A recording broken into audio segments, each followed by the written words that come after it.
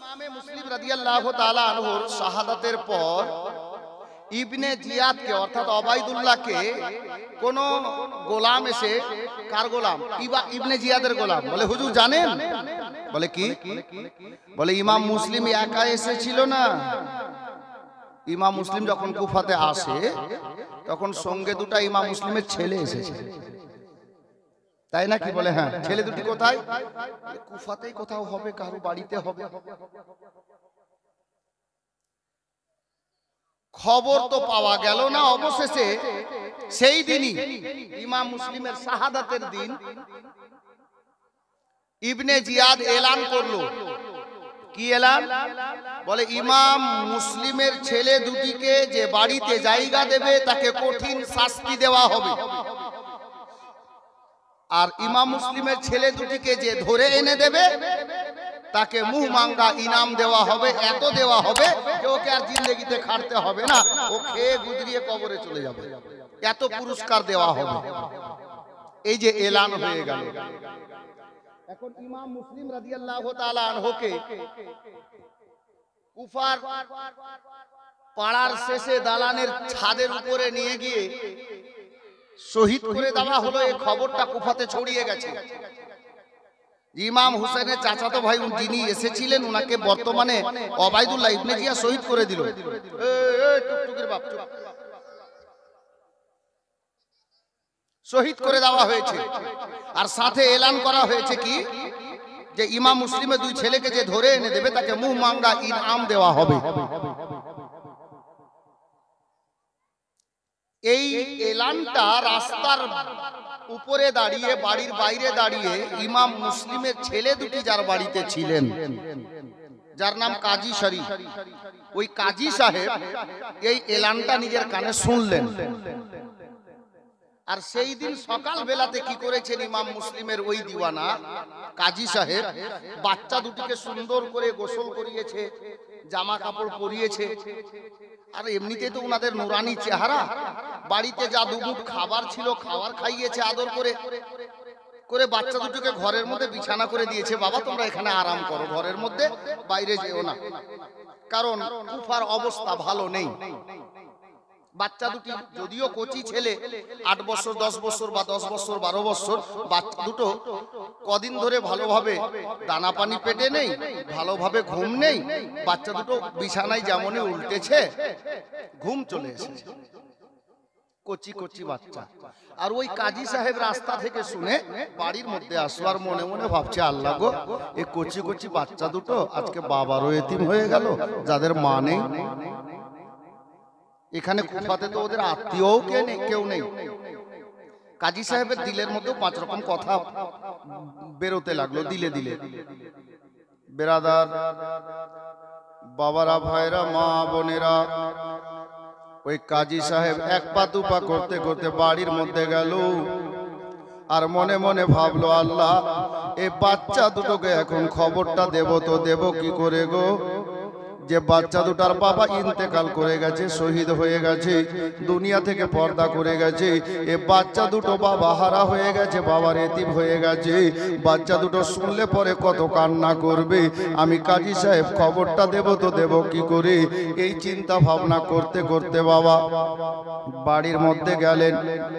যেই ঘরের মধ্যে আমার ইমাম মুসলিমের বাচ্চা দুটি ঘুমিয়েছিলেন, বাবা ঘরের দরজাখানা আস্তে করে যেমনই খুলেছেন, আল্লাহু আকবার কবিরা, বিছানাতে দুই ভাই ঘুম চলে গেছে।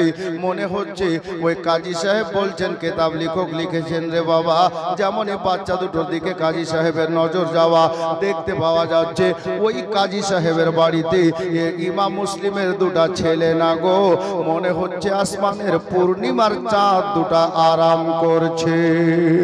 এত সুন্দর চেহারা, হাজরাতে গেরামি কাজী সাহেব ঘরের মধ্যে প্রবেশ করে ভিতর থেকে দরজাটাকে শাট করে মতো লাগিয়ে দিলেন বাবা।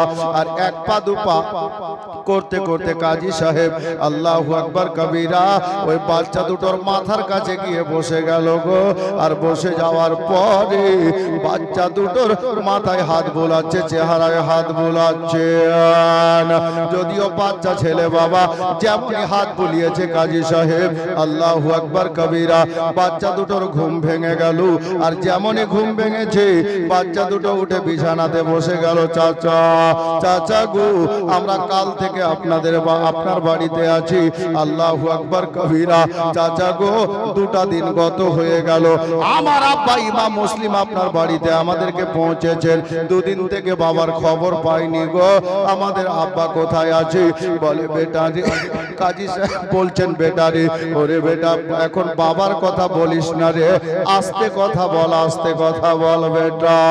বলে চাচা এ 2 দিন থেকে এ মতো আদর আপনি করেননি গো, এখন বর্তমানে যে মতো আদর আপনি আমাদেরকে দিচ্ছেন আল্লাহু আকবার কবিরা সব ঠিক তো আছে চাচা? বলে বেটা রে সবই ঠিক আছে, আল্লাহ আল্লাহ। বেটা দুটো বলছে আমার ইমাম মুসলিমের। চাচা বলেন তো 2 দিন গত হয়ে গেছে, আজকে 3য় দিন গো চাচা, আমাদের আব্বা জানের খবরটা কি? ইমাম মুসলিমের 2টা বেটাকে ওই কাজী সাহেব বাবা তুলে সিনাতে জড়িয়ে বলেন বেটা রে, তোমাদের বাবা আজকে ওবায়দুল্লাহ ইবনে জিয়াদের দরবারে ওই ইবনে জিয়াদ তোমাদের 2 বাচ্চার বাবাকে তলোয়ার দিয়ে শহীদ করে দিয়েছে। বেটা তোমাদের বাবা দুনিয়াতে বেঁচে নাই, আমি এই মুহূর্তে রাস্তায় দাঁড়িয়ে শুনতে পেলাম রে তোমাদের আব্বা ইমাম মুসলিম শহীদ হয়ে গেছে, তোমাদের আব্বা শহীদ হয়ে গেছেন। ইমাম মুসলিমের 2টা বেটা আব্বা আব্বা বলে কাঁদতে লাগলো। কাজী সাহেব বলছেন বেটা রে কাঁদিস না রে বাবা, মানুষ কথাই বলেছে দেওয়ালেরও কান আছে রে বাবা, এখন কাঁদিস না। কারণ ইবনে জিয়াদ এটাও এলান করে দিয়েছে যে ইমাম মুসলিমের 2টা ছেলেকে যে ধরে এনে দেবে তাকে পুরস্কারে পুরস্কৃত করা হবে, ইনাম দেওয়া হবে, তাকে কি বলে মোমাঙ্গা ইনাম দেওয়া যাবে। এ বেরাদার কাজী সাহেব বললেন বেটা কাঁদিস না, চারদিকে লোক ছড়িয়ে গেছে তোমাদেরকে খোঁজ করার জন্য রে। এ বেরাদার ইমাম মুসলিমের বেটা দুটো কাঁদছেন আর বলছেন চাচা আব্বার সঙ্গে এসেছিলাম কুফাতে, মনে আশা ছিল আমরা সোনার মদিনাতে যাব, তবে চাচা গো আমাদের যে বাবা চলে গেলেন চাচা, আমরা কার সঙ্গে যাব সোনার মদিনায়? আমার নবীর সোনার মদিনাতে আমরা কার সঙ্গে যাব গো চাচা? বলে বেটা রে চিন্তা করিস না রে, আমি তোমাদের চাচা হিসাবে আমি বাহির থেকে খবর এনেছি রে বাবা। আজকে একটা জায়গা থেকে এই কুফা শহরের মধ্যে থেকে যাবে একটা কাফেলা সোনার মদিনার দিকে। এ বেরাদার তাই বাবা বিকাল বেলাতে ওই কাজী সাহেব নিজের একটা ছেলে, যেই ছেলেটার নাম কিতাবে লেখা আছে বাবা আসাদ, আসাদ ছেলেটাকে ডাক দিল বেটা আসাদ রে কি হলো আব্বা বলেন? বলে বেটা রে এই ইমাম মুসলিমের 2টা ছেলেকে তাড়াতাড়ি নিয়ে যা রে বেটা, আর নিয়ে গিয়ে ওই বাবুল আরকাইন বলে একটা জায়গা আছে রে বেটা, ওখান থেকে একটা কাফেলা যাবে সোনার মদিনাতে। ওই সোনার মদিনা যাওয়া কাফেলাটার নিকটে গিয়ে কোনো একটা আহলে বাইতের প্রেমিককে এ বাচ্চা দুটো সঁপে দিও রে, কাফেলার সঙ্গে সঙ্গে চলে যাবে সোনার মদিনাতে, বাচ্চা দুটোকে আর কেউ ধরতে পারবে না। এই করে বাবারা ভাইরা মা বোনেরা গো ইমাম মুসলিমের 2টা বেটাকে কাজীর ছেলে আসাদ নিয়ে চলে গেলেন বিকাল বেলাতে বাবা। যেই জায়গা থেকে কাফেলা ছুটার কথা ছিল ওখানে পৌঁছিয়ে জিজ্ঞেস করা হলো, বলে একটু আগে কাফেলা চলে গেল মদিনার দিকে, মদিনার রাস্তা ধরে চলে গেছে কাফেলা। তখন কাজী সাহেবের ছেলে আসাদ বাচ্চা দুটোকে নিয়ে তাড়াতাড়ি চলতে লাগলেন বাবা। বেশ কিছু কিছুটা রাস্তা চলে যাওয়ার পরে কাজীর ছেলে আসাদ দেখলো কাফেলা চলে যাচ্ছে, ধুলাবালি উড়তেছে। কাজীর ছেলে আসাদ বলল, এই ইমাম মুসলিমের দুই বেটা শোনো গো, ওই দেখো ধুলোবালি উড়তেছে, ওই কাফেলাটাই যাবে সোনার মদিনাতে, তোমরা দেরি করিও না, আমি এখান থেকে ফিরে যাচ্ছি, তোমরা এখান থেকে দৌড়তে আরম্ভ করো। বাবারা, কাজী সাহেবের ছেলের কথা শুনে বাবা ইমাম মুসলিমের দুই ছেলে ওখান থেকে দৌড়তে লেগে গেল। বাবা, মদিনা যাব বলে যাদের মা নেই বাবা নাই গো, মা বোনেরা গো, ইমাম মুসলিমের দুইটা ছেলে দৌড়তে দৌড়তে কিছুক্ষণ গেল, ভালোভাবে অন্ধকার হয়ে গেল। আর কিছু দূর চলে যাওয়ার পরে দেখতে পাওয়া যাচ্ছে না কাফেলা দেখতে পাওয়া যাচ্ছে, না কোনো ধুলাবালি উড়ছে, কিছুই দেখতে পাওয়া যাচ্ছে না। রাতের অন্ধকারে আমার ইমাম মুসলিমের দুইটা বেটা মদিনা যাবে কোন রাস্তা দিয়ে রে বাবা, কোন লোকজন রাস্তাতে নেই, কোন রাস্তা দিয়ে যাবে রাস্তা জানা নয়। দুই ভাই রাস্তায় দাঁড়িয়ে বাবা ভাই দাদা ভাই মিলে গলা ধরে আব্বা আব্বা বলে আম্মা বলে কাঁদতে আরম্ভ করেছে। বাচ্চা দুটি কাঁদে, ভাই রে আর সোনার মদিনা হয়তো যাওয়া হবে না, আমরা কোন রাস্তা দিয়ে যাব রাস্তা যে জানা নয়। এই বলে যখন বাবা দুই ভাই চলতে লাগলেন, তখন থেকে চলতে লাগলেন বাবা, সারা রাত বাচ্চা দুটো রাস্তা ধরে চললেন।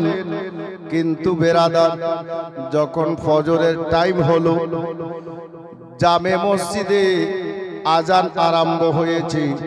বড় ভাই বলছেন, ভাই ইব্রাহিম রে একটু দাঁড়ারে, একটু কান করে আজানটা শুনতো রে। বলে কি হলো দাদা? আজান শুনলেন? বলে আজানটা কেমন লাগছে বলতো রে ভাই। বলে কেমন লাগছে? বলে আমরা আজকে কদিন ধরে যে কুফা শহরে এসেছি, কুফার জামে মসজিদের মসজিদ যে মতো আজান দেয় রে, আমাদের মনে হচ্ছে এটা কুফার জামে মসজিদের মসজিদের গলার আওয়াজ রে। আমরা কুফার জামে মসজিদের ফজরের আজানটা শুনতে পাচ্ছি ভাই। উনি বললেন, দাদা তাই তো আমারও মনে হচ্ছে। আরে তাহলে কি আমরা কুফা শহরটাই পার হতে পারিনি রে? সারা রাত বাচ্চা দুটো বাবা মদিনা যাব বলে দৌড়েছেন গো, এখনো কুফা শহরের মধ্যে দাঁড়িয়ে আছেন। যখন সকাল হয়ে গেল, আপনার ফজরের টাইম শেষ হতে যাচ্ছে, লোকজন বেরিয়ে যাবে রাস্তাতে, বাচ্চা বাচ্চা ছেলে দুটি বলল, দাদা গো আর এখানে দাঁড়িয়ে থাকলে চলবে না। আরে ভাই দাঁড়িয়ে থাকা যাবে না, কারণ এলান হয়েছে আমাদেরকে ধরার জন্য ইবনে জিয়াদ লোক ছেড়ে দিয়েছে। এ বেরাদার, একেবারে শর্টে করে বলবো, বাচ্চা দুটো একটা পাহাড়ের গর্তে গুহার মধ্যে রাস্তার ধারে সারা দিন বসে থাকলেন বাবা, দানা নাই পানি নাই, এই আশা নিয়ে যখন সূর্য ডুবে যাবে রাস্তায় লোকজন চলাফেরা বন্ধ করে দেবে, আমরা দুই ভাই বেরিয়ে আবার সোনার মদিনার রাস্তা ধরে চলতে আরম্ভ করব। এ বেরাদার মা বোনেরা, কিন্তু অবশেষে ঘটনা এটাই ঘটেছিল, ওই ইবনে জিয়াদের সৈন্যরা এসে আমার ইমাম মুসলিমের দুইটা বেটাকে বাবা গ্রেফতার করে নিয়ে গেল। নিয়ে গিয়ে ইবনে জিয়াদের দরবারে হাজির করা হলো। ইবনে জিয়াদ বলল, বাচ্চা দুটোকে এখন জেলখানায় বন্দি করে দে, আগামীকাল সকাল বেলাতে দেখা যাবে যা করা যাবে। ইয়েজিদের কাছ থেকে খবরটা নেব, বাদশার নিকট থেকে খবরটা নেব। তার কারণ হলো, আমি যখন এখন যদি বাচ্চার গলা দুটো কেটে দিই, আর ইয়েজিদ যদি বলে যে বাচ্চাটাকে জিন্দা চাই, আমি কোথা থেকে দেব? গলা কাটা যাবে না, যাও জেলখানায় বন্দি করে রাখো। জেলখানাতে বন্দি করে রাখা হলো ইমাম মুসলিমের দুইটা বেটাকে বাবা। আর জেলখানার গেটের তালার চাবি দিয়ে যে লোকটাকে রাখা হলো বাবা, ওই লোকটার নাম কিতাবের পাতায় লেখা আছে হযরতে মাশকুর রাদিয়াল্লাহু তাআলা আনহু। মাশকুর গেটম্যান বসলেন, বাচ্চা দুটো গেটে আপনার জেলখানার মধ্যে সবাই ঘুমিয়ে গেছে। রাতের বেলাতে রাতের অন্ধকারে মাশকুর চেয়ার নিয়ে বাইরে বসে আল্লাহু আকবার কবীরা। আমার ইমাম মুসলিমের দুইটা বেটা বাবা ওই চেয়ারে আপনার কি বলে গেটম্যান বসে আছে, আর জেলখানার মধ্যে বাচ্চা দুটো যখন বাবার কথা মনে পড়ে, মায়ের কথা মনে পড়ে, মদিনার কথা মনে পড়ে গো, আব্বা আব্বা বলে, আম্মা আম্মা বলে বাচ্চা দুটো কান্না করে। বড় ভাই বলছে, ভাই ইব্রাহিম জানিস রে, গত রাতে আমার আব্বা ইমাম মুসলিমকে শুনেছি এই জেলখানার মধ্যে একটা রাত জেলখানায় রাখা হয়েছিল। আরে জানিস রে, আমাদের আব্বাও জেলখানায় সারা রাত বন্দী ছিলেন রে। আমাদের আব্বা কত না এই জেলখানার মধ্যে কেঁদেছেন। এ ভাই, আমার মনে হচ্ছে আমার আব্বাকে যেমন একদিন জেলের মধ্যে রেখে তারপর দিন সকালবেলা বের করে আব্বাকে শহীদ করে দিয়েছে এরা রে, আমাদের মনে হচ্ছে আমাদের এটাই জীবনের শেষ রাত্রে ভাই, আমাদেরকেও এই জেলখানা থেকে সকালে বের করে আব্বার মতো শহীদ করে দেবে। বাচ্চা দুটো কাঁদে আব্বা আব্বা বলে, বাচ্চার কান্না ওই মাসকুরের কানে বাবা যেমনই পৌঁছেছি, বাচ্চাগুলোর কান্না দেখে মাসকুর সইতে পারলো না, মাসকুরের দিল গাওয়ারা দিল না, মাসকুরের অন্তর গানা ফেটে গেল বাবা। আর মনে মনে মাসকুর ভাবতে লাগলো, ওগো পরওয়ারদিগারে আলাম, মদিনার সরজমিনে হযরতে হানজালা রাদিয়াল্লাহু তাআলা আনহু আমার নবীর মহব্বতে নিজের নতুন বিবিকে বাসর ঘরে রেখে দিয়ে নবীর মহব্বতে যদি গলা কাটিয়ে দিতে পারে, আলে নবীর খাতিরে, আওলাদে আলীর খাতিরে আমি মাসকুর কেন সামান্য একটা চাকরি ছাড়তে পারবো না। নবীর সাহাবী নিজের স্ত্রীকে বিধবা বানিয়ে ইসলামের জন্য নবীর মহব্বতে জান কুরবানি করে দিয়েছে, আমি চাকরি ছাড়তে পারবো না? থাক, চাকরি কি বলতে দিয়েছে। আর খুবই বেশি তো চাকরি থেকে বাদ দিবে, নাহলে 3 মাসের বেতন কাটবে, নাহলে সাসপেন্ড করে দেবে, আর এতে যদি না হয় তো আমার গলা কাটবে। এর থেকে বেশি করতে পারবে না ইবনে জিয়াদ। যা আছে কপালে হবে। বাচ্চা দুটোর কান্না মাসকুর সইতে পারলো না। গভীর রাতে কেউ জেগে নেই, বাচ্চা দুটোর গেটের তালাতে চাবি দিয়ে গেট খুললো। হযরতে ইমাম মুসলিমের দুইটা বেটা বলছে, ভাই রে, খোলার কথা তো সকালে, কিন্তু গভীর রাতে খুলছে, তার মানে কি আমাদের টাইম কি শেষ? হ্যাঁ গো গেটম্যান, কি হলো বাবা? বলে আপনি কে? বলে বাবা আস্তে কথা বল। মাসকুর বলছে আস্তে কথা বল। কেন গো চাচা, আপনি কোন দলের লোক? কোন দলের লোক? বলে বেটা বুঝলাম না কি কথা। বলে আপনি কোন দলের লোক? হুসাইনের দলের লোক না ইয়াজিদের দলের লোক? মাসকুর বলছে বাবা রে, আমি দলের যদি বলো তাহলে ইয়াজিদের দলের লোক, কিন্তু আমার দিলের মধ্যে 5 পাঞ্জাতানের মহব্বত আছে। কাজ করি ইবনে জিয়াদের দরবারে, তবে আসলে চাকর হলাম আমি পাঞ্জাতানি। বাবারে আস্তে কথা বল। আমি গেটটা খুলেছি তোমাদেরকে রেহাই করার জন্য, তোমাদেরকে ছেড়ে দেওয়ার জন্য।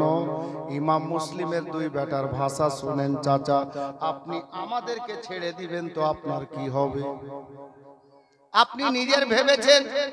বলে বাবা আমি ভেবে নিয়েছি, চিন্তা ভাবনা করে গেটে তালা খুলেছি। কি ভেবেছেন চাচা? বলে হয়তো 3 মাসের বেতন কাটবে, নালে চাকরি থেকে বাদ দেবে, এতেও যদি না হয় গলা কাটবে, এর থেকে বেশি কিছু করতে পারবে না। আমার কিসমতে যা আছে হবে, চলো তোমাদেরকে ছেড়ে দিই। বাচ্চা দুটোকে বের করলো, নিজের বাড়িতে নিয়ে গেল, বাড়িতে যা খাবার ছিল খাইয়ে দিল। আর মাসকুর নিজের বাড়ি থেকে বেরিয়ে কিছুটা রাস্তা চলে গেল।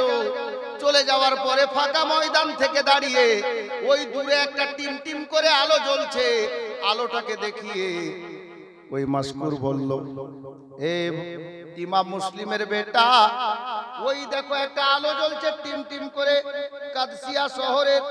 ওই আলোটা দেখে তোমরা এই রাস্তা দিয়ে চলে যাও সোজা কাদসিয়া। ওই কাদসিয়াতে যাবে, ওখানে দেখবে একটা নদী আছে, আর নদীটা পার হলেই সোজা মদিনার রাস্তা। ওই নদীর ঘাটে আমার একটা ভাই, নিজের মায়ের পেটের ভাই কাজ করে, যার নাম কোতোয়াল। এই ইমাম মুসলিমের ছেলে, যাও বাবা যাও, ওই কোতওয়ালকে গিয়ে বলবে আমরা তোমার ভাই মাসকুরের জেলখানা থেকে আসলাম, তোমার দাদার জেলখানা থেকে আসলাম, তোমাদের দুই ভাইকে নদীর ওই পার করে দেবে, তোমাদের কেউ আর ধরতে পারবে না, সোজা রাস্তা সোনার মদিনা যাবে। ইমাম মুসলিমের দুই ছেলে বলল, চাচা আপনি বলছেন ঠিক আছে, আমি যাচ্ছি, আমরা যাব।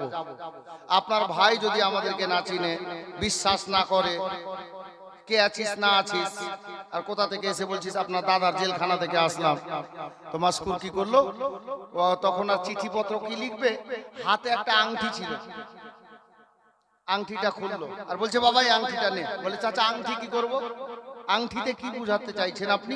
বলে ওই আমার ভাই কোতওয়াল আছে না, ওই কোতওয়ালের হাতে একটা আংটি আছে আর আমার হাতে একটা আংটি আছে, আর আংটির নাগিনাতে একই আংটি, একই ডিজাইন, সেম ডিজাইন। আংটির নাগিনাতে, যেটা পাথর বলি আমরা, ওটাকে নাগিনা বলে, আংটির নাগিনাতে আমার নাম লেখা আছে, দেখ মাসকুর। এই আংটিটা গিয়ে দেখাবি, যদি বিশ্বাস না করে আমার ভাই যে তোমার দাদার হাতের আংটি উনি আমাদেরকে দিয়ে পাঠিয়েছেন, এটা দেখলে ভাইটা চিনে যাবে আর তোমাদেরকে ওই পার করে দেবে, তোমরা চলে যাবে। মদিনা যাওয়ার আশাতে দুই বাচ্চা চলতে লাগলো। বাবা বাচ্চাদেরকে চলতে দেন, রাতের বেলা, এদিকে সকাল হয়ে গেল। আর যেমনই সকাল হলো, ইবনে জিয়াদ, ওবায়দুল্লাহ ইবনে জিয়াদের গভর্নর হাউসে কেউ এসে বলছে, হুজুর জানেন কিরে?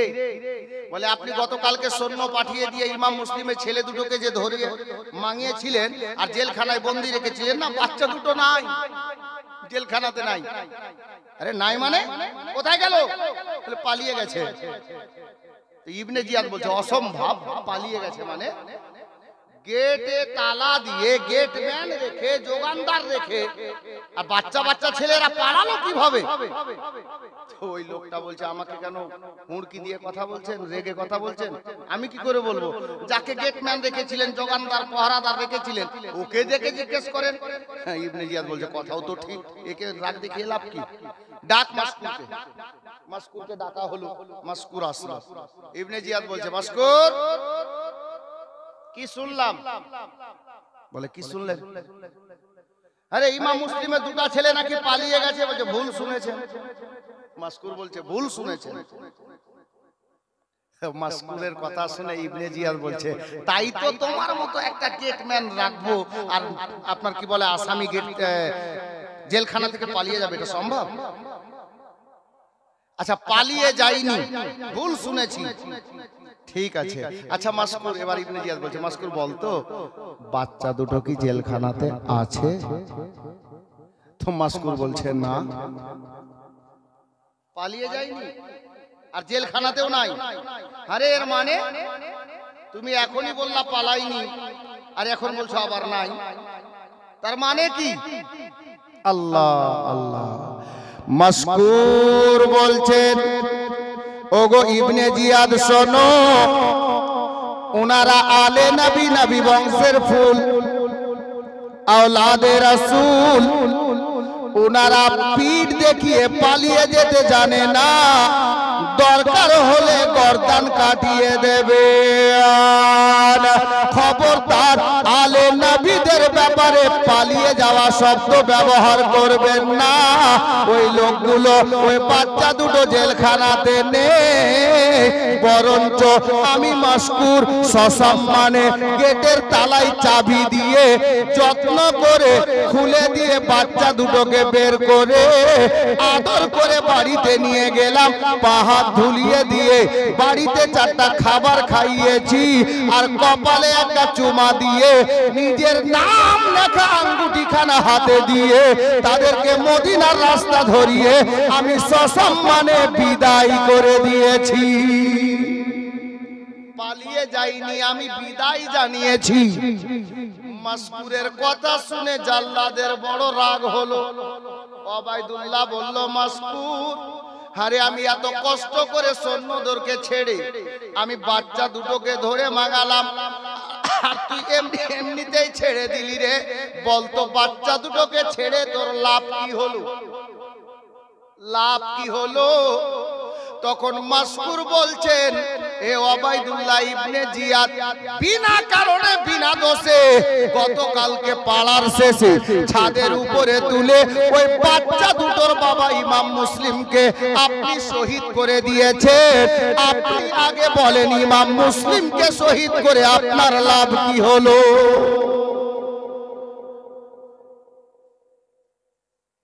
কি 5 টাকার ফুকনি? তো চুপ কর না রে, এত জোরে কেন বলছিস? সাল্লাল্লাহু আলা নবিল উম্মি ওয়া আলিহি ওয়া বারিক ওয়া সাল্লাম, সাল্লাল্লাহু তাআলা আলাইহি ওয়া সাল্লাম। বিরাদার, ইমাম মুসলিমের আশিক, আলে নবীর দিওয়ানা, এবার যেমনই এই কথা বলেছেন, জাল্লাদ ওবাইদুল্লাহ রেগে লালে লাল হয়ে গেল, পায়ের রক্ত মাথায় চেপে গেল, চোখটা মহিষের মতো বড় বের করে নিয়ে ইবনে জিয়াদ বলছে, এ মাসকুর, তুই কার সামনে কথা বলছিস জানিস? বলে হ্যাঁ জানি। তুই কি আমাকে চিনিস? বলে ভালো করে চিনি, তোর খানদানকে চিনি। কিভাবে চিনিস বল? তো মাসকুর বললে, তোকে কেমন চিনি শুনবি? বলে বলে দে। মাসকুর বলছেন, তোর নাম হলো ওবাইদুল্লাহ, তোর বাবার নাম হলো জিয়াদ, আর তোর মায়ের নাম হলো মারজানা, আর তোর ভাই হলো ওসমান, বাড়ি হলো বুসরা শহরে, এটাই তোমার পরিচয়। ইবনে জিয়াদ বলল, এই তো সব বায়োডাটা আমার জানে, বাবার নাম, মায়ের নাম, ভাইয়ের নাম, আমার নাম, বাড়ি কোথায়, সবই জানে। তো ইবনে জিয়াদ বলল, মাসকুর রে, আচ্ছা তুই বলতো রে মাসকুর, তুই আমাকে চিনিস? বলে হ্যাঁ ভালোভাবে চিনি। তবে মাসকুর বলতো, তুই কি আমার পাওয়ার কত জানিস? মাসকুর বললেন, হে ইবনে জিয়াদ, তোমার পাওয়ার কতটা আমি ভালো করে জানি। তোমার পাওয়ার হলো এটা, তুমি চাইলে আমাকে চাকরি থেকে বরখাস্ত করে দিতে পারো, চাইলে 5 মাসের বেতন কেটে নিতে পারো, এতেও যদি না মন ভরে তাহলে আমাকে তুমি আমার গলাটা কেটে নিতে পারো। তবে এই ওবাইদুল্লাহ ইবনে জিয়াদ, শুনে রাখো, আমি মাসকুর বলে দিই, তোমার পাওয়ার আছে তো আমি মাসকুরের সোনার মদিনাতে টাওয়ার আছে। এই ইবনে জিয়াদ শোনো, তোমার পাওয়ার সাপ্লাই হয় দামেস্ক থেকে, এজিদের দরবার থেকে, আর আমার টাওয়ার সাপ্লাই হয় সোনার মদিনায় গুম্বাদে খাজরা থেকে। প্রত্যেক মোবাইলওয়ালাকে বলবো, ভাই অন্তরটা পরিষ্কার করেন, মাথাটা আমার দিকে নিয়ে আসেন। মাসকুরের ভাষা এটাই ছিল, এই ইবনে জিয়াদ শোনো, একদিন পাওয়ার শেষ হয়ে যাবে, একদিন তোমার পাওয়ার খতম হয়ে যাবে, কিন্তু আমি এমন টাওয়ারের সঙ্গে কানেকশন রেখেছি রে, যেই মদিনার টাওয়ার জীবনে কোনোদিন বিজি ব্যস্ত হবে না। তোমার যদি দামেস্কে পাওয়ার আছে, তাহলে আমি মাসকুরের সোনার মদিনাতে টাওয়ার আছে। এ বেরাদার, এবার মাসকুরের কথা শুনে ইবনে জিয়াদ, জাল্লাদের রক্ত আরো গরম হয়ে গেল। একটা জাল্লাদকে ডেকে দিয়ে বলল, জাল্লাদ রে, যাও মাসকুরকে এই নাও চামের চাবুকখানা নিয়ে নাও, কোড়াটা নিয়ে নাও, আর ফাঁকা ময়দানে নিয়ে গিয়ে এই গুনতি করে মাসকুরের শরীরে 500 কোড়া মারো। ওই জামানার কোড়া এখন যদি একটা 30 বছরের নওজওয়ানকে সহি করে পড়ে যায় তো বাপ বলার টাইম পাবে না, এমন কোড়া ছিল। বাবারা, ভাইরা, মা বোনেরা, তবে জাল্লাদ মাসকুরকে নিয়ে যাওয়ার আগে ইবনে জিয়াদ বলল, কি বলে, গুনতি করে মারবি, সরকারি রুলস, মারতে মারতে পড়ে যাই, বসে যাই, শুয়ে যাই, আর মারা চলবে না। তবে শেষ কথা জাল্লাদ শুন, ই জাল্লাদের অভাব ইবনে জিয়াদ, শেষ কথাটা শুন। বলে কি? বলে মাসকুরকে মারার সময় ভালো করে খেয়াল রাখিস, সরকারি লোক সঙ্গে পাঠাচ্ছি। কি খেয়াল রাখবো? বলে জটা কোড়া আস্তে মারবি, ওটা গুনতি করে আসিস। কেন? বলে জটা কোড়া মাসকুরের গায়ে আসতে পড়বে, গুনতি করে আসিস। গভর্নর হাউসে আসার পরে ওই গুনতি করা আসতে পড়া কোড়াগুলো আবার তোর পিঠে পড়বে। কত বড় হারামখোর জি, এই জাল্লাদেরও বাপ। ঠিক আছে হুজুর, তাই হবে। গেল, মাসকুর দাঁড়িয়ে গেছে, জাল্লাদ মারতে যাবে। আমার মাসকুর বলছে, এই জাল্লাদ দাঁড়া দাঁড়া দাঁড়া, মারবি তো মারবি, তবে একটা কথা মনে রাখিস। কি? জাল্লাদকে বলছে মাসকুর, জাল্লাদ রে মারবি, তবে খবরদার আস্তে করে কোড়া মারিস না, জোরে মারিস। কেন? আরে তুই মার খাবি, আর তুই আমাকে বলছিস আস্তে মারিস না, জোরে মারতে বলছিস, কারণ কি? আমার মাসকুর বলেন, ওরে জাল্লাদ, আমি আলে নবীর মোহাব্বতে মার খাবো, আমাকে লাগবে না। আর ওই চাবুক গলা, ওই কোড়াগুলো তোমার পিঠে পড়লে তুমি সইতে পারবে না। জাল্লাদ তৈরি, এবার মারতে যাবে। আমার মাসকুরের মনে একটা কথা মনে পড়ে গেল, জাল্লাদ একটু আর দাঁড়া। আবার কি হলো? গায়ে একটা জামা ছিল বাবা, জামাটার বাটনগুলো তাড়াতাড়ি খুললো, খুলে দিয়ে জামাটা রেখে দিল, খালি গায়ে দাঁড়ালো। আরে এটা কি হলো? মাসকুর বলছে, জাল্লাদ রে, তুই যে কোড়াটা মারবি, যে চাবুকটা মারবি রে, ওই চাবুকটা মারতে গিয়ে যদি আমার জামাতে জড়িয়ে যায় তোর অসুবিধা হবে, যার জন্য আমি জামাটা খুলে দিলাম রে। জাল্লাদ, এবার তুমি আরাম করে মজা করে আমাকে মারো। মাসকুর দাঁড়িয়ে গেছেন। এবার জাল্লাদ বাবা কোড়াটা টানলো, এত জোরে আমার মাসকুরের শরীরে যা আপনার জাল্লাদ কোড়াটা মেরেছে, যে মাসকুরের পিঠের চাম ফেটে রক্ত বেরোতে আরম্ভ হয়েছে, রক্ত গড়িয়ে গড়িয়ে মাটিতে চলে যাচ্ছে। এত জোরে কোড়াটা মেরেছে রে বাবা, এত জোরে চাবুকটা পড়েছে। মাসকুর রাদিয়াল্লাহু তাআলা আনহু, উনার জবান থেকে মা না বাবা না মরে গেলাম এগুলো কোনো শব্দ না গো, আমার মাসকুরের জবান থেকে বেরোচ্ছে বিসমিল্লাহির রহমানির রহিম।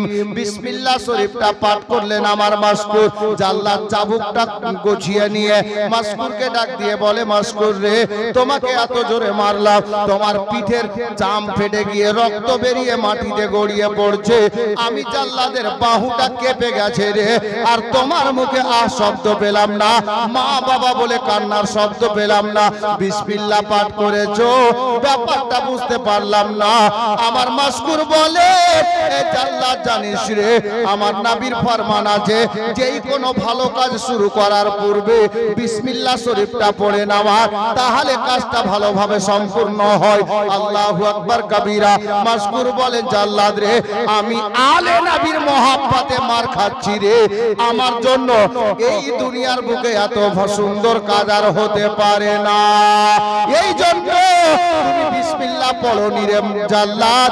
আমি মাসকুর বিসমিল্লাহ পড়ে নিলাম, এবার তুমি মারো। দ্বিতীয় নম্বর চাবুক পড়লো, মাসকুরের জবান থেকে বেরোচ্ছে, আল্লাহ গো, আমি আলে নবীর মহব্বতে মার খাচ্ছি, আমাকে সহ্য করার তৌফিক দান করুন। তৃতীয় নম্বর চাবুক পড়লো, মাসকুরের জবান থেকে বেরোচ্ছে, ওগো পরওয়ারদিগার, আলে নবীর মহব্বতে মার খাচ্ছি, মাওলা, যেন আমার মুখ দ্বারাই কোনো খারাপ বাক্য না বেরিয়ে যায়। এই করে গুনতি করে 5খানা চাবুক পড়েছে বাবা। হযরতে মাসকুর দাঁড়িয়ে থাকতে পারলেন না, মাসকুর জমিনে পড়ে গেছেন। তেমনি বাবা জাল্লাদ চাবুকটা গুছিয়ে নিল, আর মারা যাবে না, সরকারি আইনের খেলাফ হয়ে যাবে। হযরতে মাসকুর মাটিতে পড়ে গিয়ে বাবা জোরে কথাও বলতে পারছে না, ঠোঁট দুটো শুধু নড়ছে। হযরতে গেরামি ওই মাসকুরকে যে জাল্লাদটা মারছিল, জাল্লাদ মনে করলো হয়তো মাসকুর পানি চাইছে, নইলে কোনো কথা বলার চেষ্টা করছে। এবার জাল্লাদ নিজের হাতের কোড়াখানা গুছিয়ে নিয়ে বাবা এক পা দুপা করতে করতে ওই মাসকুরের জবানের কাছে নিজের কানটা নিয়ে গেল। দেখতে পাওয়া গেল, শুনতে পাওয়া যাচ্ছে আমার মাসকুরের জবানে জারি আছে আশহাদু আল্লা ইলাহা ইল্লাল্লাহু ওয়া আশহাদু আন্না মুহাম্মাদান আবদুহু ওয়া রাসূলুহু। আমার মাসকুর নবীর কালেমা শরীফ পড়ছেন রে বাবা। এ বেরাদার, এই মাসকুরের কষ্ট রে বেরাদার। আমার আল্লাহ পরওয়ারদিগার গায়েব থেকে ডাক দিলেন মালাকুল মউতকে, এই ইসরাইল দেরি করিস না, যা আমার নবীর দিওয়ানা আলে নবীর মহব্বতে জমিনে পড়ে অনেক কষ্ট সহ্য করেছে রে, আমি আল্লাহ মাসকুরকে ভালোবেসে নিয়েছি। এই আমার ফেরেশতা মালাকুল মউত তাড়াতাড়ি যা রে, আর কষ্ট যেন না হয় রে। যাও আমার মাসকুরের কাছে, মাসকুরের আত্মাখানাকে কবজ করে নিয়ে এসো। এ বেরাদার, জওয়ান ভাইরা, আমার বাবারা, চাচারা গো, হযরতে গেরামি মালাকুল মউত আল্লাহর হুকুমে অর্ডারে চলে আসলেন বাবা হযরতে মাসকুরের নিকটে। আত্মাখানা কবজ করে নিয়ে চলে গেলেন। আমার মাসকুর জামে শাহাদাত পান করে নিলেন। আল্লাহ তাবারক ওয়া তাআলা পরওয়ারদিগারে আলম খাল্লাকে কায়নাত আল্লাহ পাককে হযরতে গেরামি মউতের ফেরেশতা জিজ্ঞাসা করছেন, মাওলা এই মাসকুরের আত্মাখানা আমি কোথায় রাখবো? আমি এই আত্মাটাকে এখন কি করি? আল্লাহ বলেন, হে আমার জান কবজকারী ফেরেশতা শোনো, হে ইসরাইল ফেরেশতা শোনো, আমি আল্লাহ তোমাকে নির্দেশ দিলাম আমার মাসকুরের আত্মাখানাকে একটা সবুজ পাখি স্বরূপ বানিয়ে দাও, সবুজ পাখি বানিয়ে দিয়ে জান্নাতের মধ্যে ছেড়ে দাও। আমি আল্লাহ নির্দেশ দিয়ে দিলাম আমার মাসকুরের আত্মাখানা সবুজ পাখি হয়ে আমার আটখানা জান্নাতের মধ্যে, ওই জান্নাতের আটটা দরজা, যেই দরজা দিয়ে ইচ্ছা যেই দিকে খুশি ভ্রমণ করবে, মাসকুরকে কেউ বাধা দেবে না। এ বেরাদার, বুঝতে পারা গেল আলে নবীর প্রেম অন্তরে নিয়ে যদি কোনো ব্যক্তি মরতে পারে, যদি কোনো ব্যক্তি দুনিয়া ছাড়তে পারে, আমার আল্লাহ তাকে জান্নাতি বানিয়ে দেন। হযরতে মাসকুর রাদিয়াল্লাহু তাআলা আনহু বাচ্চা দুটার মহব্বতে, আমার ইমাম মুসলিমের দুই বেটার মহব্বতে জামে শাহাদাত পান করে নিলেন।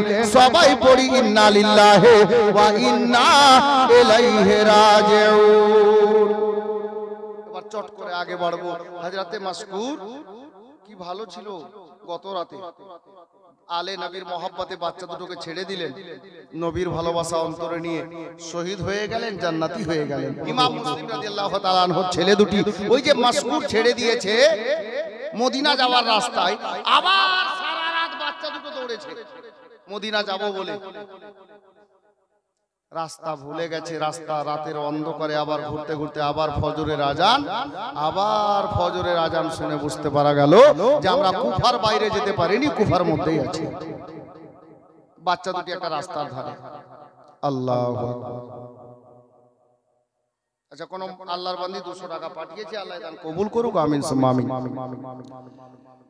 তো হযরতে ইমাম মুসলিমের ছেলে দুটি রাস্তার ধারে দাঁড়িয়ে, এখন দুই ভাই বুঝতে পারলো যে আমরা এখনো কুফা ছাড়িনি, কুফার মধ্যেই আছি। আরে ভাই, এবার কি হবে? আবার যদি কালকের মতো ধরে নিয়ে যায়, তাহলে এবারে আর হয়তো রেহাই হবে না, আর আমাদেরকে দুনিয়ায় বাঁচিয়ে রাখবে না, দুনিয়া থেকে বিদায় করে দেবে। আমাদেরকেও আব্বার মতো শহীদ হতে হবে, আর নবীর সোনার মদিনা যাওয়া হবে না। বাবারা, ইমাম মুসলিমের বেটা বললেন, বড় বেটা মোহাম্মদ বললেন, ভাই ইব্রাহিম একটা কাজ কর। কি কাজ? কেতাব লেখক বলছেন যেখানে দাঁড়িয়েছিলেন সামনে একটা তালাব, যাকে পুকুর বলে, পুকুরের পাশে একটা গাছ ছিল, বড় গাছ। কেউ বলে গাছের গর্তের মধ্যে, কেউ বলছে গাছের ডালের উপরে। লেখক এই মতো লিখেছেন বাবা। বলে, ভাই রে, চল আমরা গাছের ডালের উপরে বসে যাব। আর রাস্তা দিয়ে লোকজন যাবে, লোক যখন যাবে উপর দেখবে না, আমরা দুই ভাই উপরে বসে থাকবো। আর যখন সূর্য ডুবে যাবে, সন্ধ্যা হয়ে যাবে, আমরা দুই ভাই গাছ থেকে নেমে আবার সোনার মদিনার রাস্তা ধরে চলবো। বাবারা ভাইরা, বাচ্চা দুটো গাছের ডালে বসে গেল, দানা নাই পানি নাই। বাবা রে, আমার ইমাম মুসলিমের দুইটা বেটা গাছের ডালে বসে আছি, কিন্তু সামনে একটা বাড়ি দেখতে পাওয়া যায়। ওই বাড়িটা হলো বাবা হারিস পাপির বাড়ি। হারিস পাপির বাড়ির একটা বাঁধি, যাকে আমরা চাকরনি বলি, দাসী, ওই মেয়েটা পানি নেওয়ার জন্য বিকাল বেলাতে আসলো বাবা ওই পুকুরে, ওই তালাবে। যেমনই পুকুরে তালাবে মেয়েটা এসেছে, ইমাম মুসলিমের দুই বেটা বলছেন, আল্লাহ আল্লাহ গো, যেন ওই মেয়েটা আমাদের দিকে না দেখে, আমাদেরকে না দেখে। আল্লাহ, পানি নিতে এসছে, পানি নিয়ে যেন বাড়ি চলে যায়। কিন্তু বাবারা গো, যেমনই মেয়েটা পুকুরে পানি নিতে নেমেছে, সামনে গাছের ডালে বাচ্চা দুটো বসেছিল। সূর্যটা ঘুরে গেছে, আল্লাহু আকবার কবিরা। যেমনই মেয়েটা পানির দিকে নজর করেছে, দেখতে পাওয়া গেল মেয়েটার পানি ভরে না, পানি কলসে নেই না। মেয়েটা থমকে গেছে। আল্লাহ, আমি দেখছি তো দেখছি কি, আসমানের চাঁদ তো একটা হয়, এখন দুটা কেন দেখতে পাওয়া যাচ্ছে? এ বেরাদার, মেয়েটা পানি না ভরে বাবা মুখটা যেমনই উপর করতে যাবে, আসমানের দিকে তাকাতে যাবে রে বাবা, ইমাম মুসলিমের দুইটা বেটার দুটা করে চারটা চোখ, আর এই মেয়েটার দুটা চোখ এক জায়গায় হয়ে গেল। ওই মেয়েটা বাবা বালতি রেখে দিয়ে, কলস রেখে দিয়ে ঘুরে গাছের গোড়ায় গেলেন। আরে বাবা, তোরা কে রে? কচি কচি বাচ্চা, এত উপরে উঠে বসে আসিস রে? পড়ে গেলে হাত পা ভেঙে যাবে রে, ক্ষতি হয়ে যাবে বাবা, ক্ষতি হয়ে যাবে। আয় বাবা, নেমে আয়, তোরা আর নিচে নেমে আয়। বাচ্চা দুটো বললো, আল্লাহর বান্দি গো, যাও তোমরা, তুমি বাড়ি চলে যাও। আল্লাহর বান্দি, আমাকে আমাদের দুই ভাইকে নামতে বলিও না। বলে বাবা, আয় না রে, কোনো ভয় নাই, যা তোরা নিচে নেমে আয় রে আয় রে বাবা, কোনো তোমাদের ভয় নাই। মেয়েটাকে আমার ইমাম মুসলিমের বেটা দুটো বলছে, আল্লাহর বান্দি, আমাদের মা দুনিয়াতে নাই, আমাদের বাবা দুনিয়াতে নাই গো, আমাদেরকে জোর করিও না। এই আল্লাহর বান্দি, যাও যাও, আমাদেরকে থাকতে দাও। মেয়েটা নিচে থেকে যেমনই শুনলো বাচ্চা দুটোর বাবা নাই, বাচ্চা দুটোর মা নাই, মেয়েটার অন্তর ফেটে গেল। মেয়েটা ডাক দিয়ে বলছে, হে আল্লাহর বান্দা, এই কচি কচি বাচ্চা, শুন রে, কার বেটা তোরা জানি না রে, তবে আমি কোন মেয়ে জানিস রে? আমিও হলাম একটা মা হারা মেয়ে, আমারও বাবা দুনিয়াতে নাই, আমারও মা দুনিয়াতে বেঁচে নাই রে, আমিও এতিম আছি মা বাবার রে। তবে বাবা, আয় আয়, একটু নিচে আয় রে, একটু কথা বলি রে, পড়ে গেলে ক্ষতি হয়ে যাবে। বাচ্চা দুটো বাবা আর নেমে আসলেন এই মেয়েটার কথা শুনি। যেমনই নিচে নেমে এসেছেন, বাচ্চা দুটোকে ইমাম মুসলিমের দুইটা বেটাকে ওই দাসীটা বলল, হারিস পাপির বাড়ির দাসীটা বলল, ও বাবা বলো তো, তোমাদের বাড়ি কোথায়, তোমাদের বাবার নামটা কি রে? তখন ইমাম মুসলিমের দুই বেটা বললেন, আল্লাহর বান্দি গো, আমাদের বাড়ি হলো সোনার মদিনাতে, আর আমরা হলাম ইমাম মুসলিমের দুই বেটা। যেমনই এই কথা বলেছে, ওই দাসীটা বাচ্চা দুটোকে সিনায় জড়িয়ে ধরেছে, আর ডাক দিয়ে বলে, বেটারে আর ভয় করিস না, চিন্তা করিস না রে, চল আমি তোমাদের দুই ভাইকে, ওই যে সামনে বাড়িটা দেখতে পাওয়া যাচ্ছে রে বাবা, ওই বাড়িটাই আমি কাজ করি, বাদিগিরি করি, দাসীগিরি করি রে, আমি ওই বাড়ির চাকরনি রে। তবে এই আল্লাহর বান্দা, শোনো রে বাবা, এই ইমাম মুসলিমের দুইটা বেটা শোনো গো, ওই যে বাড়ির মেয়েটা, ওই বাড়িটা তো হারিস পাপির আছে, তবে হারিসের বিবি যে মেয়েটা গো, ওই মেয়েটা মা ফাতেমাকে দেখেনি, তবে মা ফাতেমাকে নিজের জান থেকে বেশি ভালোবাসে। উঠতে বসতে মা ফাতেমার কথা বলে, 5 ওয়াক্তের নামাজ ছাড়ে না, রোজার মাসে রোজা ছাড়ে না, নফল নামাজ আদায় করা ছাড়ে না, তাসবিহ তাহলিল করে আর উঠতে বসতে ফাতেমার জিকির করে। এই আল্লাহর বান্দা, ইমাম মুসলিমের বেটা, চল বাবা চল, তোদের চুল পরিমাণে ভয় নাই, আমি ওই বাড়িতে তোমাদের দুই ভাইকে নিয়ে যাব। মেয়েটা তোমাদেরকে বেটার মতো আদর করবে, নিজের ছেলের মতো ভালোবাসবে, এটা আমার পূর্ণ ভরসা আছে। ইমাম মুসলিমের কচি বেটা দুটি আল্লাহু আকবার কবিরা এবার হা বলে দিলেন। বাবা হারিস পাপির দাসীটা হারিস পাপির বাড়ির গেটে গিয়ে দাঁড়ালো। ও আমার মালিকা, ও আমার মালকিন, শোনো গো, এই দেখো আমি কাকে নিয়ে এসেছি, একটু এসে দেখো গো। এবার হারিস পাপির বিবি বেরিয়ে এলো, দেখছে দুটা বাচ্চা আছে, জামা কাপড় চিরা ফাটা, পা হাতে পায়ে জুতা নাই, আর মাথার চুলগুলো এলোমেলো, ধুলাবালি পড়ে বাবা কেমন লাগতেছে। আরে দাসী বল রে, তোকে পানি আনতে পাঠালাম, তুই কার ছেলেকে আনলি রে? ইমাম মুসলিমের এই বাচ্চা দুটোর ব্যাপারে দাসীটা বলল, ও গো আমার মালিকা, ও আমার মালকিন, শোনো গো, আমি কোন বাচ্চা নিয়ে এসেছি একটা বার বলে দিলে আমার মন বলছে তুমি খুশি হয়ে যাবে। আরে বল দেখি কার বেটা রে, কে কার ছেলে এগুলো রে? তখন ইমাম মুসলিমের ছেলে দুটোর পরিচয় ওই দাসীটা বলল, ও গো হারিস পাপির বিবি, শোনো, এ বাচ্চা দুটো হলো ফাতেমার বাগানের ফুল গো, হযরতে ইমাম হোসেনের চাচতো ভাই।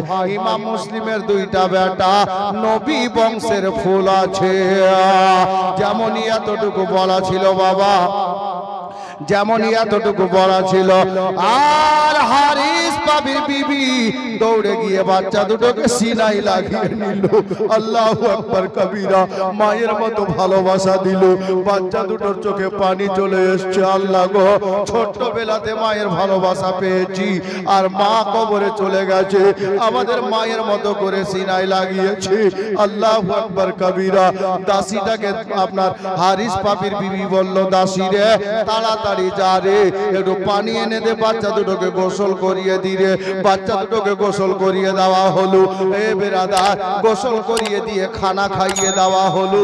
এবার হারিসের বিবি দেখলো এত সুন্দর চেহারা বাচ্চা দুটোর গো, এত সুন্দর নুরানি সুরাত। আল্লাহু আকবার কবিরা।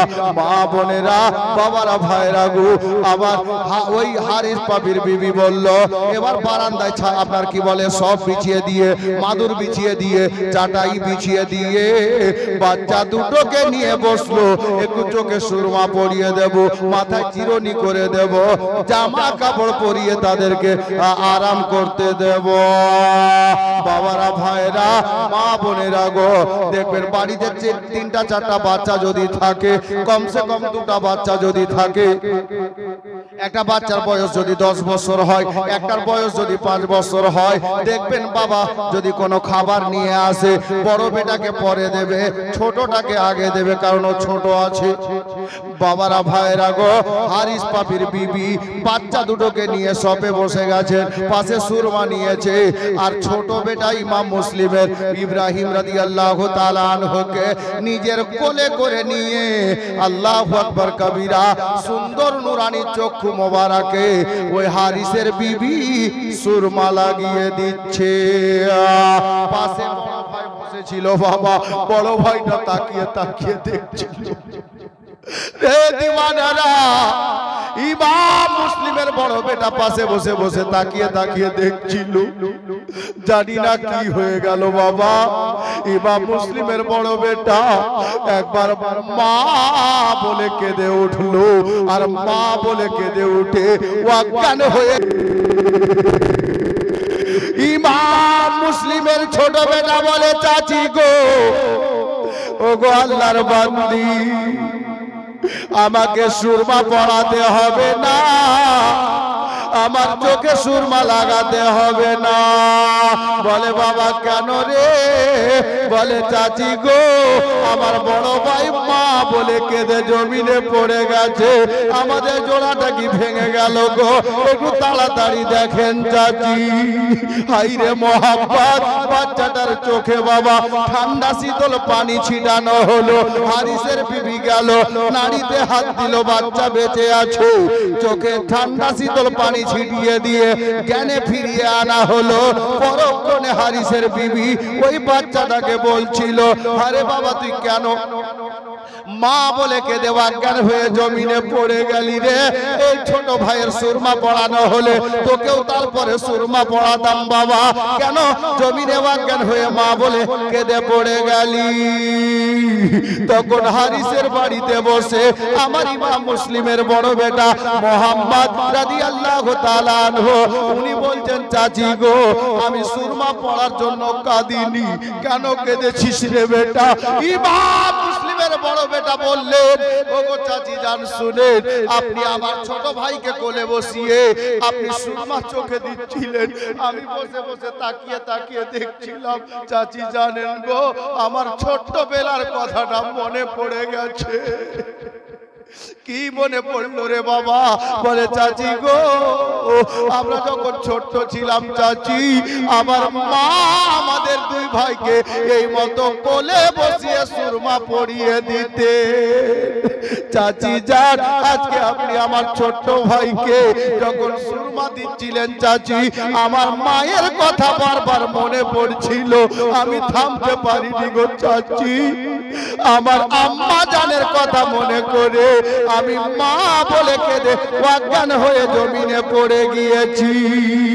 এটাই ভাবছিলাম চাচি, আজকে যদি আমাদের মা বেঁচে থাকতেন গো, আমাদেরকে প্রতিদিন এই মতো কোলে বসিয়ে খাওয়াতেন আর চোখে সুরমা লাগিয়ে দিতেন। হে বেরাদার, আমার ইমাম মুসলিমের বেটার মা নাই দুনিয়াতে, ওনার মা দুনিয়া থেকে বিদায় নিয়েছে। হযরতে ইমাম মুসলিমের ছেলে দুটি ছোট ছিল তখন। হে বেরাদার জওয়ান ভাইয়েরা গো, ইমাম মুসলিমের দুইটা বেটা হারিস পাপির বাড়িতে বসে আম্মার কথা মনে পড়ে কাঁদছে।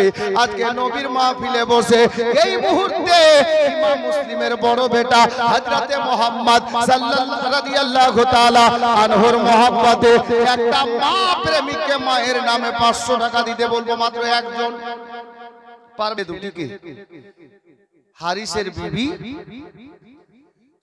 এবার সুরমা পরিয়ে দিয়ে কাপড় চোপড় পরিয়ে দিয়ে একটা পার্সোনাল রুমের মধ্যে নিয়ে গেলেন আর বললেন, বাবা তোমরা ঘুমিয়ে যাও, খবরদার তোমরা ঘরের বাইরে আসবে না, আমি মাঝে মধ্যে আসবো রাতে, কিছু দরকার পড়লে আমাকে বলবে, আমি এনে দেব, কারণ কুফার অবস্থা ভালো নেই, শুনেছি ইবনে জিয়াদ তোমাদেরকে ধরার জন্য লোক ছেড়ে দিয়েছে।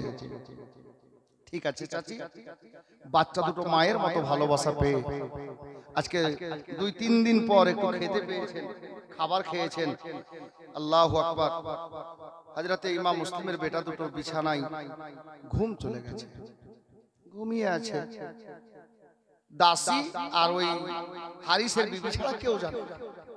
ঠিক সন্ধ্যা বেলাতে হারিস পাপি কিন্তু বাড়িতে ছিল না, ই ভোর রাতে বেরিয়েছে ঘোড়া নিয়ে।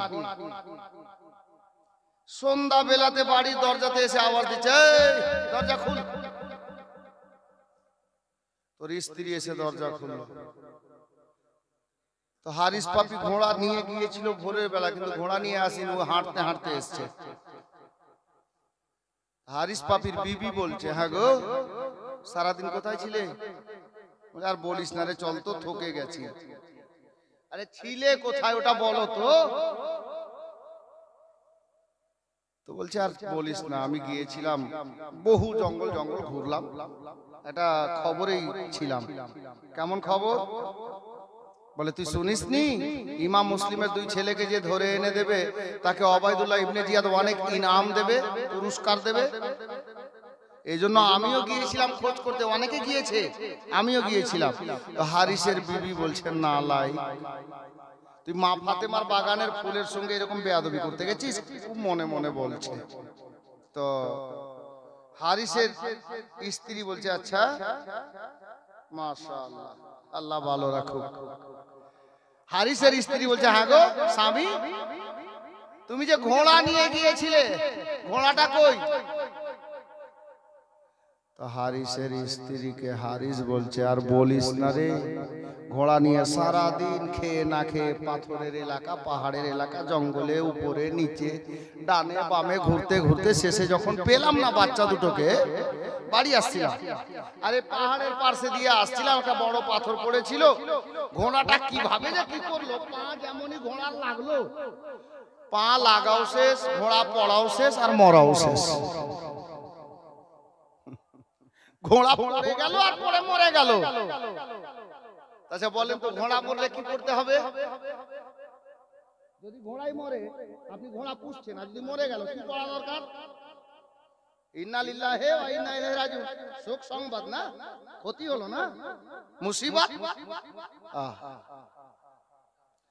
তো যেমনই হারিস বলেছে ঘোড়াটা পড়াও শেষ আর মরাও শেষ, তো হারিসের স্ত্রী বলছে আলহামদুলিল্লাহ, মানে ভালো হয়েছে। এটাই হারিস যদিও পাপী, কিন্তু তো মুসলমান, বুঝে আলহামদুলিল্লাহ মানে কি। বলছে হারে, এই তার মানে তুই চাইছিলিস যে আমার ঘোড়া মরুক? ঠোঁটটাকে নড়িয়া নড়িয়া বলছে কি জানেন, ঘোড়া না মরে যদি তুই মরে যেতি তো বেশি ভালো হতো। হারিসের বিবি বলছে ঘোড়া না মরে তুই মরলে বেশি ভালো হতো। কি বললি? বলে কিচ্ছু বলিনি আমি, আলহামদুলিল্লাহ আবার বলছি। বলবি না চাবুক নিব? বলছি দাঁড়া। মেয়েদের বুদ্ধি খুব আছে, কিন্তু এরা কাজে লাগায় না। খালি ওই নতুন শাড়ি কেনার সময় বুদ্ধি কাজে লাগায়, মায়ের বাড়ি যাওয়ার সময় বুদ্ধি কাজে লাগায়। হ্যাঁ, আসল কাজে এরা বুদ্ধি যদি লাগিয়ে দেয় না, একটা স্বামীও বেনামাজি থাকবে না। কিন্তু নিজেই পড়ে না, তো কি বলবে? এরকম তো একটা ব্যাপার বেরাদার। তো হারিসের বিবি বলছে দাঁড়াও বলছি। কি বুদ্ধি দেখো, কত সুন্দর বুদ্ধি। হারিসের বিবি বলল, গো আমার স্বামী, আমি আলহামদুলিল্লাহ পড়লাম, আপনি রাগ করেছেন? বলে হ্যাঁ রাগ করেছি। তার মানে তুই চাইছিলিস যে আমার ঘোড়াটা মরুক? বলে না হুজুর না, বাচ্চার জন্য বলছে না হুজুর না, কিন্তু আলহামদুলিল্লাহ আমি পড়েছি। তার কারণটা কি আপনি জানেন? বলে কারণটা বল।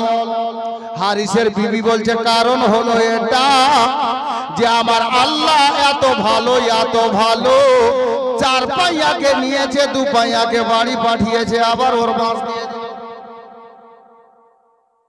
ডাইরেক্ট তো জানোয়ার বলতে পারছে না, বলছে 4 পাইয়াটাকে নিয়েছে, 2 পাইয়াকে বাড়ি পাঠিয়েছে। আল্লাহ এত ভালো। আচ্ছা হুজুর বলেন, ঘোড়ায় চাপতো কে? দিলে টুপি পরি। বলছে ঘোড়া না মরা যদি তুমি মরা যেত, তো ঘোড়ায় চাপতো কে? কথা তো ঠিকই। বলে এজন্য তো আলহামদুলিল্লাহ পড়েছি যে আল্লাহ এত ভালো, 4 পাইয়াকে নিয়েছে, 2 পাইয়াকে বাড়ি পাঠিয়েছে। মরুক, ঘোড়া মরেছে, আবার আল্লাহ টাকা দিবে, ঘোড়া 20,000 টাকা দিয়ে কিনে দেব, আপনি ঘোড়াই চাপবেন, আপনি বেঁচে এসেছেন, এই জন্য আলহামদুলিল্লাহ পড়েছি। পিওর বুদ্ধু বুঝে গেল? জি। বলে চল, বাড়ির মধ্যে গেল, যা খাবার ছিল একটু খেলো, একই ঘরে স্বামী স্ত্রী ঘুমালো, একই বিছানা, একজন এদিকে একজন ওদিকে, কেউ কারোর দিকে দেখে না। স্বামীকেও ঘুম আসে না, স্ত্রীকেও ঘুম আসে না। স্বামী ঘুম আসছে না কেন জানেন? ও শুধু ভাবছে আল্লাহ ওই ছেলে দুটোকে কি করে আমি ফাঁসাবো। আর স্ত্রী ঘুমায়নি, উনি ভাবছেন ছেলে দুটিকে আমি কি করে বাঁচাবো। ই চাইছে ফাঁসাবো, ও চাইছে বাঁচাবো। মুখের কথা মুখেই ছিল বাবা। আল্লাহু আকবার কবীরা। এহেন অবস্থাতে ইমাম মুসলিমের 2টা বেটা পাশের রুমে ঘুমিয়েছিল গভীর রাত। 2 ছেলে বাবা স্বপ্ন দেখেছে। কি স্বপ্ন দেখেছে? স্বপ্ন তেমনই শেষ হয়েছে, 2টা ছেলে উঠে বসে গেছে। আর 2 ভাই বলছে একে অপরে, ভাই জানিস রে একটা স্বপ্ন দেখেছি। ও ভাই বলছে দাদা আমিও একটা স্বপ্ন দেখেছি। কি স্বপ্ন দেখেছিস ভাই? বলে আমি স্বপ্নে দেখলাম গো আমার দয়ার নবী মায়ার নবীর সামনে আমার আব্বা হাজির আছেন, আমার মায়ার নবীর পাশে হযরতে মা ফাতেমা মাওলা আলী দাঁড়িয়ে আছেন। ও গো আমার দাদা জান, আমার মায়ার নবী জিজ্ঞাসা করছেন ইমাম মুসলিম, জি হুজুর বলেন। বলে তুমি তো চলে আসলে রে, তোমার ছেলে দুটাকে কোথায় রেখে আসলে? এই কাজটা তুমি ভালো করনি মুসলিম। ইমাম মুসলিমকে আমার দয়ার নবী জিজ্ঞাসা করছেন দাদা যে এ মুসলিম তোমার বেটা দুটোকে একা কোথায় ছেড়ে আসলে? আমি নিজের কানে শুনলাম স্বপ্ন যোগে আমার আব্বা দয়ার নবী মায়ার নবীকে বলছেন ইয়া রাসূলুল্লাহ ইয়া হাবিবাল্লাহ নবী গো একটু বেয়াদবি ক্ষমা করেন ইয়া রাসূলুল্লাহ, অল্প টাইমের মধ্যে সকাল হতে না হতে আমার দুই ছেলেকে আপনার কদমে হাজির করে দেব। এই স্বপ্ন দুই ভাই দেখেছেন বাবা, আর দেখার পরে একে অপরের গলা ধরে আব্বা আব্বা বলে কাঁদতে আরম্ভ করেছে। আরে ভাই তাহলে আমরা কি আর বাঁচবো না? আব্বার মতো আমাদের শহীদ হয়ে যেতে হবে। ইমাম মুসলিমের দুইটা বেটা কান্না করছেন, যেমনই কাঁদতে আরম্ভ করেছেন ওই কান্নার আওয়াজ খানা গিয়ে লাগবি দোলা ওই হারিস পাপির কানে পৌঁছে গেল। যেমনই বাচ্চা দুটোর কান্না কানে পৌঁছেছে, হারিস পাপি চিন্তা করলো আরে সর্বনাশ, এটা তো মনে হচ্ছে বাচ্চাদের কান্না। স্ত্রীকে ইশারা করছে কইরে ও জেগে আছে কিন্তু বলে না, জেগে আছে কিন্তু বলে না। এই শুনতে পাচ্ছি না যেমন জায়গা এরা যদি এরকম করে না খুব পারে। ওই মেয়েটা জেগে আছে কথা বলছে না কেন? যদি কথা বলে তো ও তো আবার প্রশ্ন করবে তুই জায়গা কেন আছিস। কান্নাটা ও শুনছে আর খালি আল্লাহর কাছে দোয়া করছে আল্লাহ এই বাচ্চাগুলো কেন কাঁদতে লাগলো, এখন জবাব কি দেওয়া যাবে? তবুও মেয়েটা চেষ্টা চালাচ্ছে, মনে হচ্ছে গভীর ঘুমে আছে। দু তিনবার ডাক দেওয়ার পরে গাটা মোচাড় দিয়ে বলছে কি হলো যে,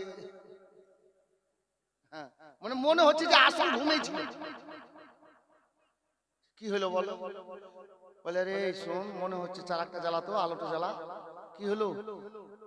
বলে দেখ যে বাচ্চা দুটো কাঁদছে মনে হয় আমাদের আশেপাশে কোথাও আছে। কোন বাচ্চা জি? বলছে ইমাম মুসলিমের ছেলে দুটি। তো হারিসের বিবি বলছে বাচ্চা দুটোর কাজ নাই, ওরা কোথাও আর জায়গা পায়নি, তোমার বাড়ির পাশে এসে কাঁদবে, ঘুমাও। কিছুক্ষণ পরে আবার বাচ্চা দুটোর কান্না কানে আসছে। হারিস বলছে এই দেখ না রে শোন এই যে কাঁদছে দেখ। হারিসের বিবি বলছে আপনার মনে একটা ধাঁধা লেগে আছে জি, সারাদিন বাচ্চাটিকে খোঁজ করে বেরিয়েছেন আপনি আর মাথায় খালি ওটাই কথা আসছে আপনার, ঘুমান তো। অবশেষে হারিস দেখলো না বাচ্চা দুটো একই মতো কাঁদছে। হারিস এবার নিজেই চারাক নিয়ে ঘর থেকে বেরিয়ে গেল। কোন দিক থেকে কান্নার শব্দ আসছে? বাবারা এক হাতে চারাক আছে, এক হাতে আপনার তালোয়ার আছে।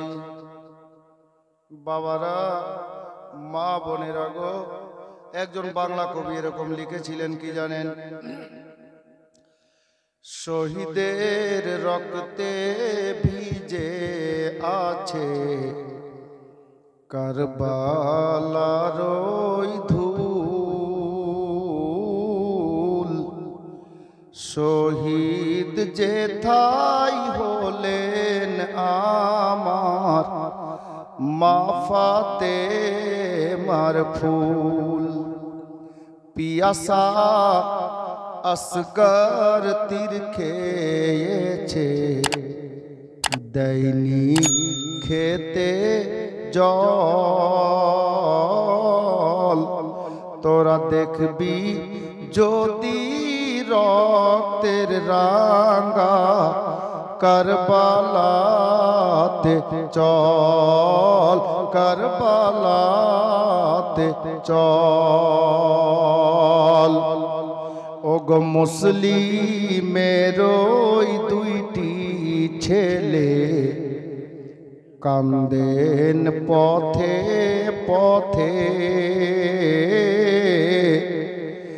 বাপের স্বপ্ন দেখে কাঁদে শুয়ে তারা রাতে। হারিসের বাড়িতে কাঁদছে। একটাই ছন্দ বলবো, যার জন্য শুরু করলাম। শায়ের লিখেছে, মুসলিমের ওই দুইটি ছেলে কান্দে পথে পথে, বাপের স্বপ্ন দেখে কাঁদে শুয়ে তারা রাতে, শুয়ে তারা রাতে। ওরে হারিস বলে তলোয়ার নিয়ে তোরা কোথায় ছিলি বল,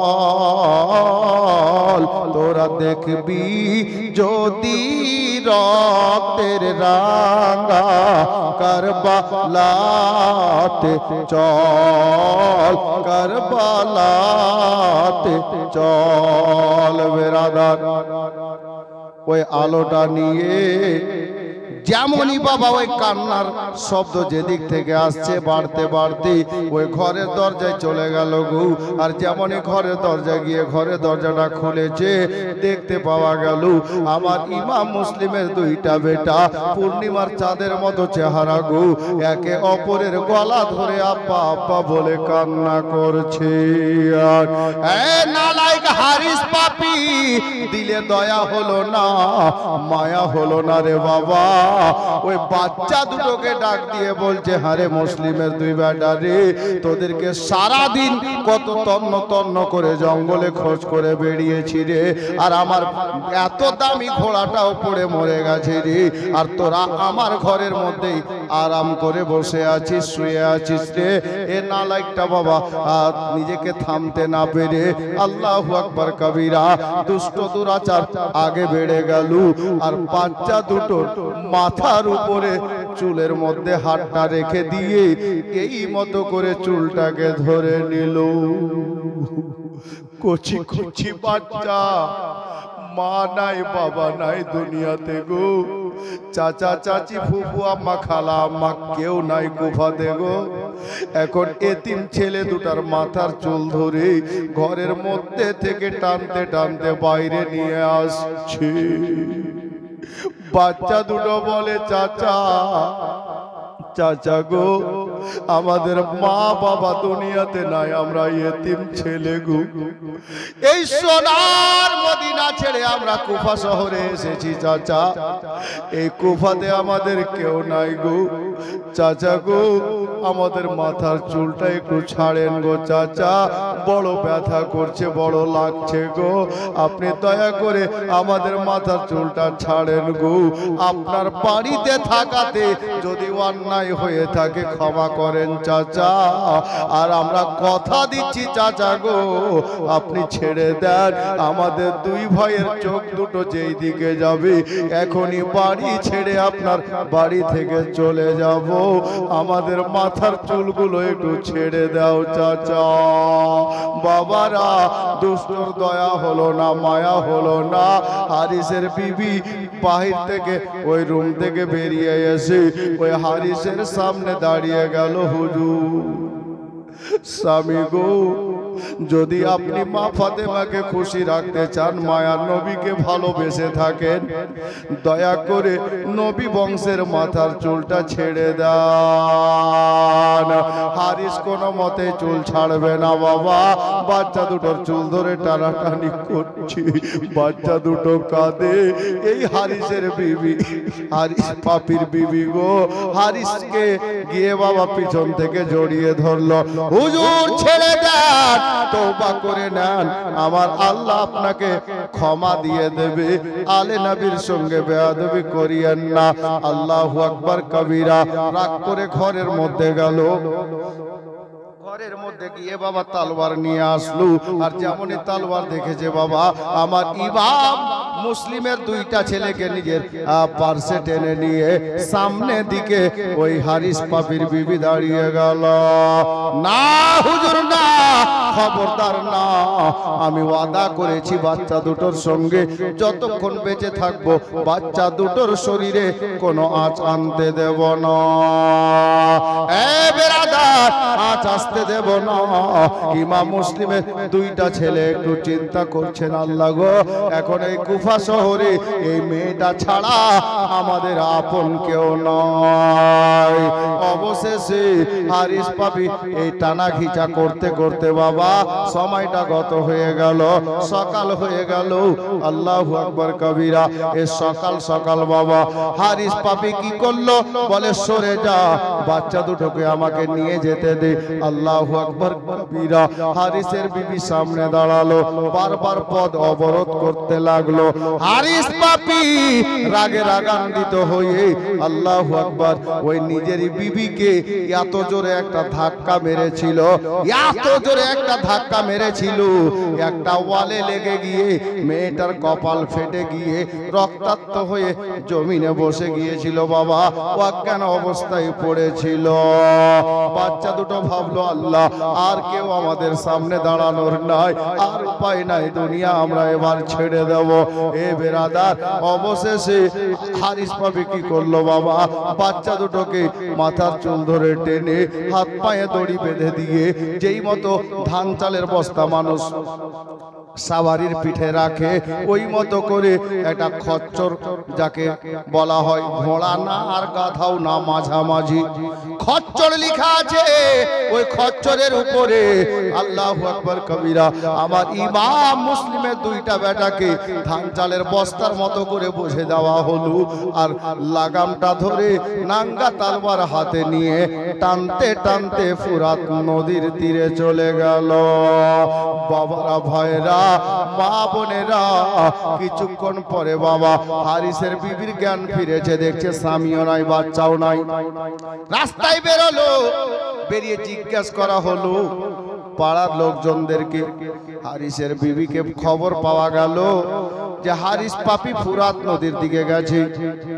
দৌড়তে লাগলেন ফুরাত নদীর তীরে। বাচ্চা দুটো বাবা এবার ওই খচ্চরের উপর থেকে নামিয়েছে, হাত পায়ের দড়িটা খুলে দিয়েছে। আল্লাহু আকবার কবিরা। তলোয়ার হাতে নিয়েছে। ওই জাল্লাদ হারিস পাপি বলছে, বাবারে, হে মুসলিমের দুইটা বেটা, এবার তোরা তৈরি হয়ে যা, আমার তলোয়ার চলবে। একে একে দুই ভাইয়ের গলাটা আমি কেটে নেব। আল্লাহ আল্লাহ।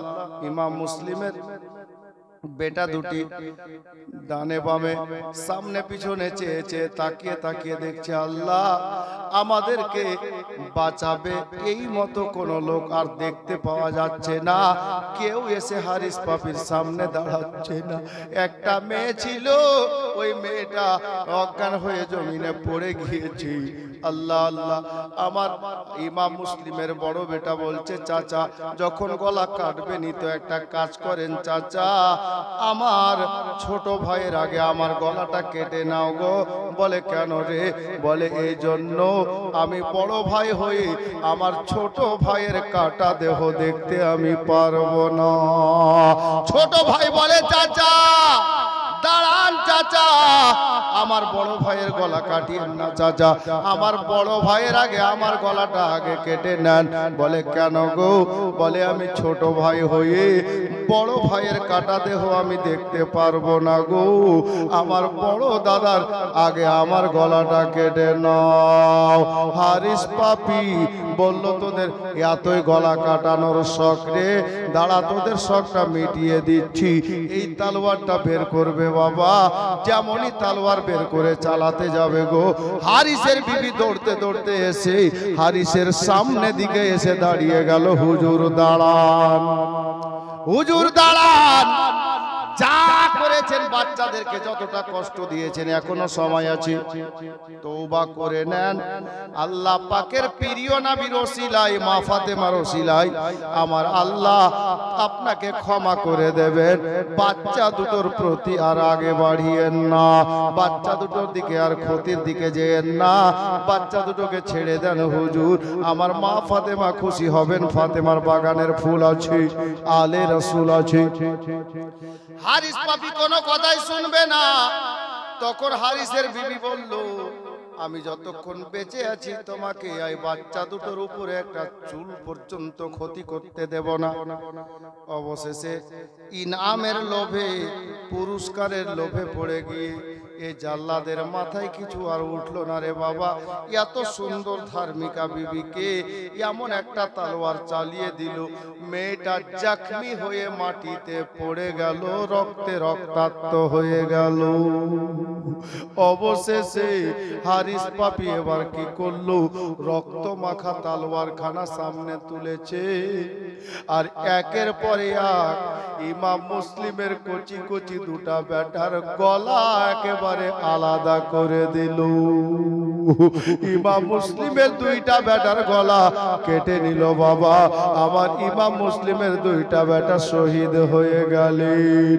বাবারা গো, মা বোনেরা গো, যারা ভাই ভাইয়ের সঙ্গে মিল রাখেন না কথাটা শুনেন রে বাবা।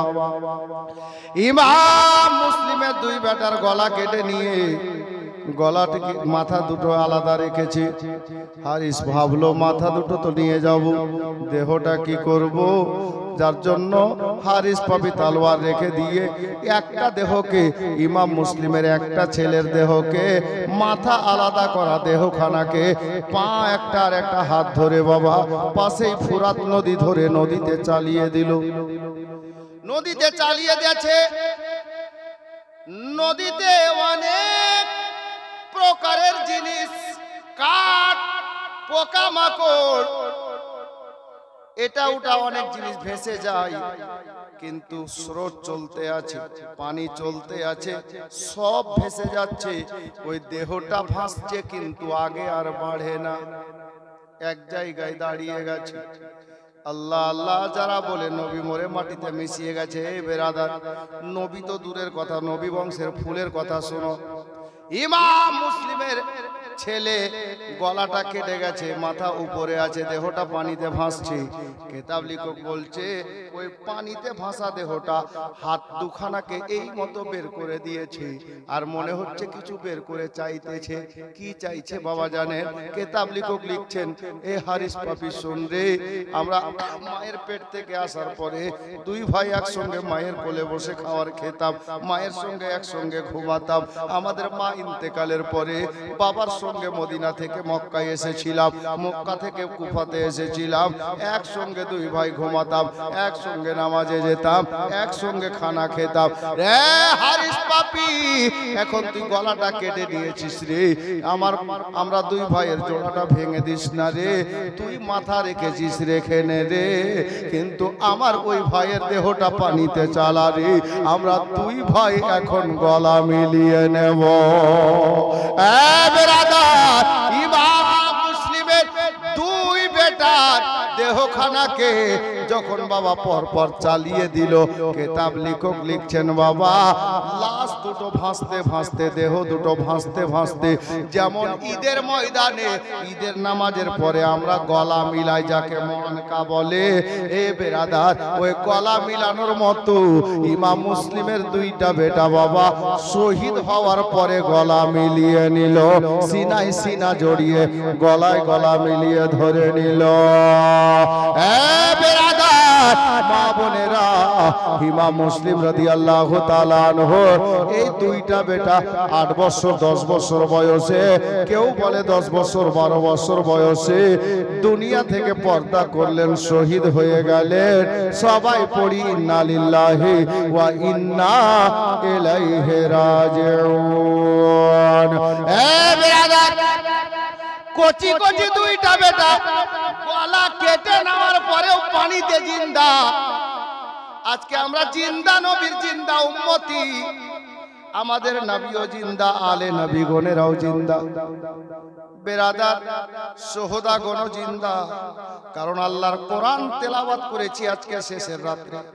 আল্লাহ বলছেন ওয়ালা তাকুলু ফি সাবিলিল্লাহি আমওয়াত বাল আহইয়াউ ওয়ালাকিন লা তাশউরুন।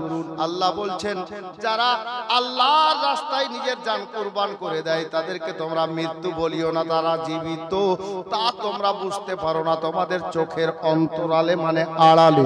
এ বেরাদার আমার আল্লাহই বলছেন ওনারা জিন্দা, আমরা ওটা বুঝতে পারি না রে বাবা।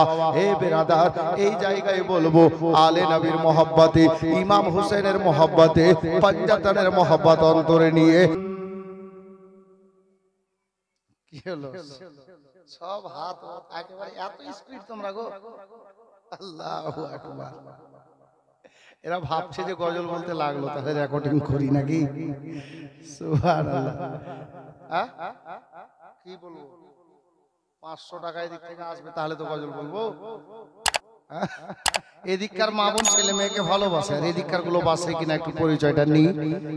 আজকে শেষ রাত, আর কমিটি ছেলেরা আবার সব মুসলিমের দুটি ছেলে মস্তককে ওই ফুরাত নদীর তীরে বসে জলে ধুলো মুখটাকে ভালো করে পরিষ্কার করলো, ধুলাবালি লেগেছিল, একটা তস্তের উপরে রেখে, যাকে প্লেট বা ট্রে বলি আমরা, ট্রেতে রেখে একটা কাপড় দিয়ে ঢেকে ওই হারিস পাপি ভাবলো কি ও যদি সোজা রাস্তা দিয়ে যায় তো অনেকে দেখে আমি একা নিয়ে যাব, যদি কেউ ছিনিয়ে নেয় তো পুরস্কার আমি পাবো না, ও পেয়ে যাবে, গায়ের জোরে নিয়ে নেবে। যার জন্য ওখান থেকে ফুরাত নদীর পার্শ্বে থেকে ইবনে জিয়াদের দরবারে যাবার জন্য একটা গুপ্ত রাস্তা, লুকায়িত রাস্তা হারিস পাপিকে মনে ছিল, চিন ছিল, ওই গুপ্ত রাস্তা দিয়ে হারিস পাপি গেল। গিয়ার ইবনে জিয়া চেয়ার ও সিংহাসনে বসেছিল, তার সামনে টেবিলে ইমাম মুসলিমের দুই ছেলের মাথাটা রেখে দিল, ঢাকা আছে কাপড়ে, আর বলছে ইবনে জিয়াদ, গভর্নর সাহেব আমার পুরস্কার দেন। ইবনে জিয়াদ তো আর যেমন তেমন লোক না, এই তো জাল্লাদের বেটা, জাল্লাদ একদম ফুল চিটার। বলছে কিসের কিসের এরে পুরস্কার কিসের? বলে আপনি এলান করেননি যে ইমাম মুসলিমের ছেলে দুটাকে যে ধরে এনে দেবে তাকে মুখ মাঙ্গা ইনাম এত পুরস্কার দেবো যে ও বসে বসে খাবে? বলছে হ্যাঁ করেছি। তো দেন। কেমন কথা দেব? তুই বাচ্চা দুটোকে আনবি তাহলে তো দেবো, আমি এলান করেছি ঠিকই দেবো, তো বাচ্চা দুটোকে নিয়ে আয়। বলে বাচ্চা নিয়ে এসেছি, এমনি আসিনি, দেন না। কই বাচ্চাটা দেখাবি তাহলে তো? যেমনই বলছে দেখাবি তাহলে তো বলছে এই তো আপনার সামনে ট্রেতে রাখা আছে, প্লেটে রাখা আছে, কাপড়টা তুলুন আর দেখেন। যেমনই কাপড়টা তুলেছে সেই নুরানি চেহারা, চোখগুলো খুলেই আছে, মনে হচ্ছে বাচ্চা দুটো কিছু বলতে চাইছে, দেহ তো নেই, মাথাটা আছে, গলাটা আছে। যেমনই আপনার ট্রেতে কাপড়টা তোলা হয়েছে, ইবনে জিয়াদ একেবারে তাড়াহুড়া করে বলল, কাঁদতে লেগে গেছে, চোখ দিয়ে পানি এসেছে, আর বলল হারিস পাপি রে তাড়াতাড়ি করে মাথা দুটো ঢেকে দে। কাঁদতে লেগেছে, সর্বনাশ। কাঁদছে কেন? বাচ্চা দুটোর মাথা দেখে কাঁদছে।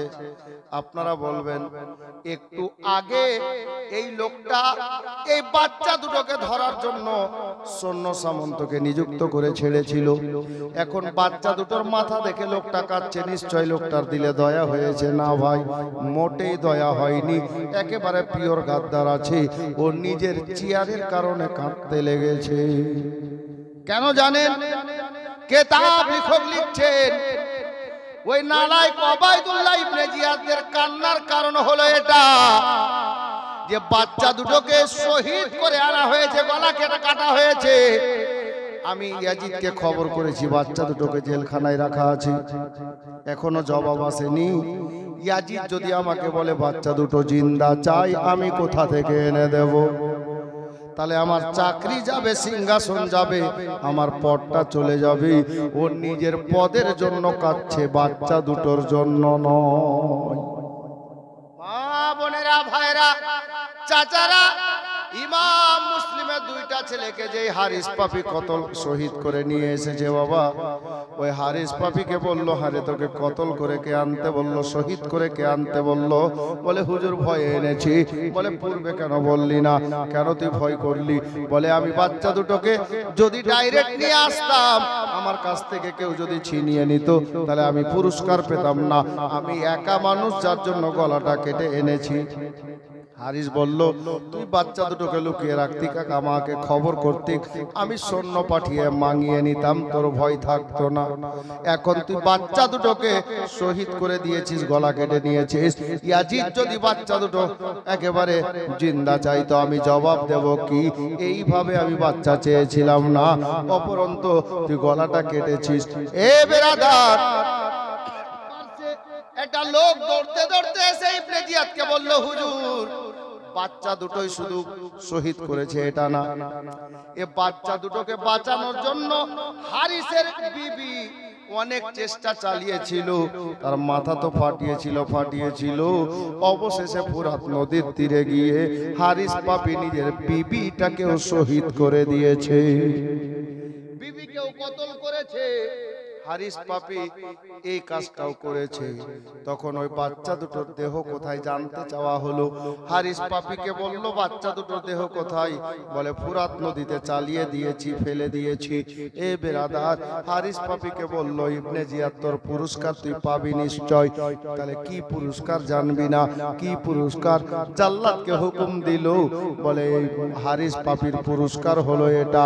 ইবনে জিয়াদ বলে দিল, যা হারিস পাপিকে নিয়ে যা, যে জায়গাতে ফুরাত নদীর আশেপাশে ইমাম মুসলিমের দুইটা বেটাকে কেটেছে, গলাটা কেটে নিয়েছে, ওখানে গিয়ে এই লোকটা হারিস পাপির দেহটাকে টুকরো টুকরো করে কেটে নে। টুকরো করে কেটে নেওয়ার পরে কুকুরকে, বিড়ালকে, কাককে, চিলকে খাইয়ে দে। এটাই হলো হারিস পাপির পুরস্কার, এটাই হলো হারিস পাপির ইনাম। এ বেরাদার, ওটাই করা হলো। হারিস পাপি বলল, ভাই আমার সৈন্যরা শোনো, বাচ্চা দুটোর মাথাকে নিয়ে যাও, আর নিয়ে গিয়ে ফুরাত নদীর আশেপাশে দেখবে, যদি দেহ দুটো পাওয়া যায় রে, তাহলে গলাটা লাগিয়ে দিয়ে কবর বানিয়ে দিও। এ বেরাদার, বাচ্চা দুটোর মাথাকে আনা হলো। এবার আনার পরে বাবা বাচ্চা দুটোর মাথাকে খোঁজ করতে লাগলো। খোঁজ করতে করতে কিছুটা দূরে গিয়ে দেখতে পাওয়া গেল ফুরাত নদীর এক তীরে বাচ্চা দুটোর লাশ ভাসতেছে। লাশ দুটাকে তোলা হলো। হাইরে দাদা ভাইয়ের মহাব্বত রে, সারা কায়নাত দেওয়া হয়ে গেছে। ইমাম মুসলিমের দুইটা বেটা শহীদের পরে যেমন গলায় গলা মিলিয়েছিল বাবা, লাশ দুটোকে তোলার পরে তারা অনেক চেষ্টা চালিয়েছিল, দু জায়গায় করে দুটা কবর বানিয়ে দেবে, কিন্তু কোনো মতে জোড়া থেকে ভাঙানো গিয়েছিল না, খুলতে পারা গিয়েছিল না। অবশেষে নিরুপায় হয়ে বাচ্চা দুটোর দেহকে একটাই কবরে দুটা মাথা রেখে দিয়ে, দেহ দুটোকে ওই কবরে রেখে গলাতে গলা লাগিয়ে দিয়ে বাচ্চা দুটোকে ফুরাত নদীর আশেপাশে একটা কবর বানিয়ে দাফন করে দেওয়া হয়েছে। এ বেরাদার, বাবারা, ভাইরা, হারিস পাপি নালাইককে ফুরাত নদীর তীরে নিয়ে গিয়ে টুকরো টুকরো করে বটি বটি করে কেটে আপনার চিলকে, কাককে চালিয়ে দেওয়া হচ্ছে, কুকুরকে চালিয়ে দেওয়া হচ্ছে। কিন্তু কেতাব লেখক লিখতেছে রে বাবা, হারিস পাপির মাংসগুলোকে না চিল খেতে চাইছে না কুকুর খেতে চাইছে, ওরাও ঘৃণা করছে লোকটা আমার দয়ার নাবির আওলাদকে কতল করেছে, ওয়ানাহারে মারা যাব, কিন্তু নবীর দুশ্মনের মাংস পর্যন্ত আমরা খাবো না।